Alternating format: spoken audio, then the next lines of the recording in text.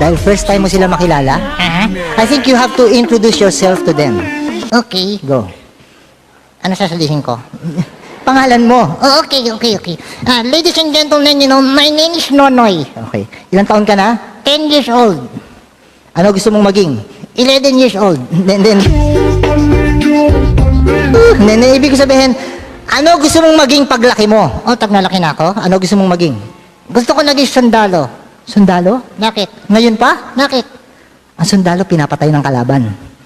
O sige, gusto ko na lang naging kaladan. Hindi. Hindi, no. Ibig sabihin, I think you have to think of other career naman eh. Halimbawa. Halimbawa, pag malaki ka na, pwede kang maging magsasaka. Ha? Ako nagsasaka? Bakit? Ayoko maging nagsasaka, ayoko.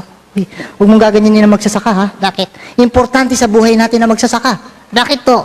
Alam mo ba yung kinakain mong kanin? Galing sa pawis nila yon. Yak!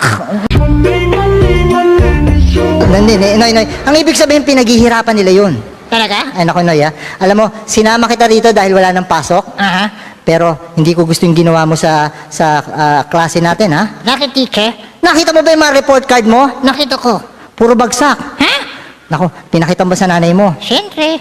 Meron nga siya sinabi sa akin eh.